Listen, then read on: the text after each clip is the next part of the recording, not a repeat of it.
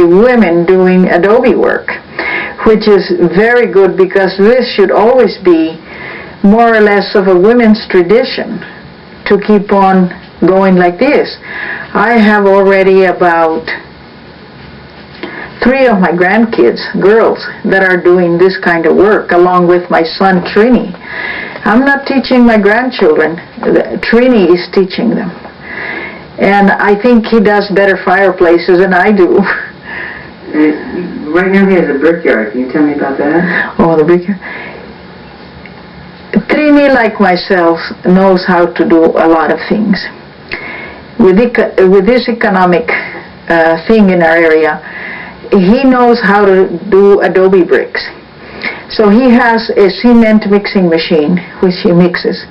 He's got a backhoe that has a wide shovel to put the adobes in the frames. He has 25 adobe frames, and he has 3 different sizes in adobe. He's got the 8 by 12s, the 14 by 10, and the 10 by 16 adobes. His mixture is dirt, straw, and sand. He uses 2 kinds of dirts, the tierra baita, the tierra colorada, the sand, and the straw. He mixes, he can easily do 1,000 a day or more, you know, if the other adobes are dry.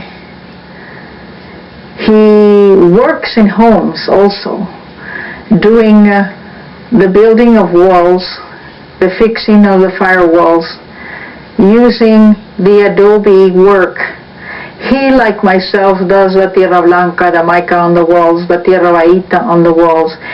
He is very well trained in doing the old wall adobe techniques. He also does adobe floors, flagstone floors. You've been doing this for 55 years, yes. And how things have changed. What's in terms of what between the traditional ways and what modern ways? Yes. When I started building my first fireplace in 1928, my grandmother had trained me already a few years before, but in 1928 she hurt her back, so I had to go finish, or rather do a fireplace, a small one in a corner for Miriam Golden. So I got up early in the morning and I went to work. The materials were already there. In those days we only used adobe. There was no fire brick, no flues, ceramic flues, no cement, no structolite, no metal lath, no netting, no nothing. It was just the natural resources that we had around. I had my own way and techniques about doing adobes because as I worked with my grandmother, I found out that if you built your fireplaces like 16 inches above the floor, you can get more warmth. If the fireplaces are more shallow, you can also get more warmth. You have to have a fire shelf and a smoke shelf, and up to now I haven't seen anybody do a good smoke shelf yet. The fire shelves, they do different ways, but some work and some don't. Since I started working then, everything was natural. As time went on, especially after World War II, we started using fire brick. We started using ceramic flues. I was the first one that started using dampers on the fireplaces. I also was the first one to start doing the steps on the sides and the different designs that people wanted to put in their santos and their cachinas in. I was, I guess, the first one that really started in the area because most of the women in other areas were already older women. They could have been 65 up to 85 that were doing this kind of work.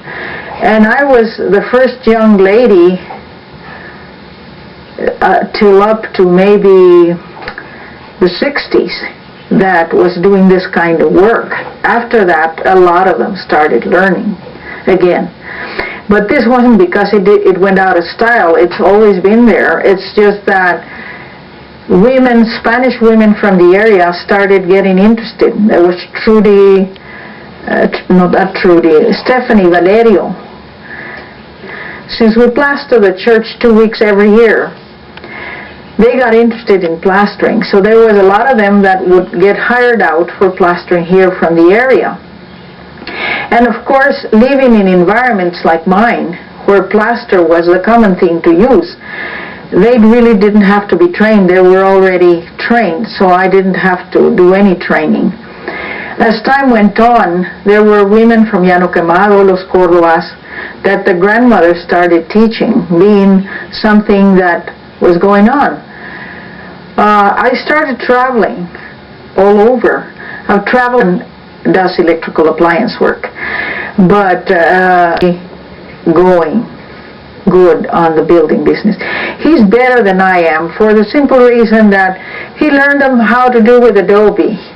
Then later on, construction industries changed to the different materials that they have now. So I was going outside New Mexico, and I learned that way back to do the thing on. And then sometimes as they go look at it, they said, it's not looking that good. Why don't you design it yourself? And so it's up to me to do the designing. And when I built a fireplace, I built a fireplace to go with the room.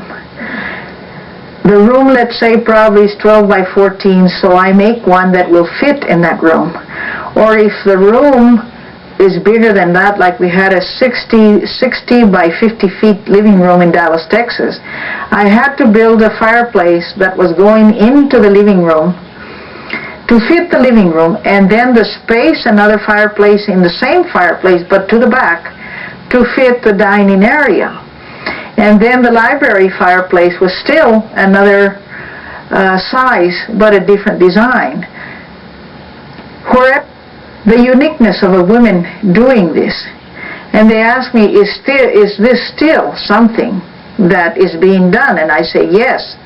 I think any more women from Colorado, women from California, women from Arizona are learning how to do these. Now they're outside New Mexico, but these are Anglo women or German Anglo or whatever race they are, and I'm happy they're doing it. Now these women are also getting general contractors licenses. It's not only for fireplaces, it's general contracting license. And they come to me or other people that know about adobe to learn how to build houses. I used to lay 400 adobes to 500 an hour as building a house when it was 3 to 4 feet high. I don't do that anymore. You know, I am going on 65 this year. And so I don't do that much lifting, but I'm still going to keep on building my fireplaces and teaching people. Anymore, I train men every year in both adobe sleep and the tierra blanca sleep, the way they used to do it years ago. There's a modern way to do it. They use the tierra blanca, you soak it, and you put in Elmer's glue instead. In terms of how things have changed, what's the difference between building a fireplace in your home that you've inherited from your grandparents and all the newcomers that are coming, say, to Santa Fe or taos? How does it change?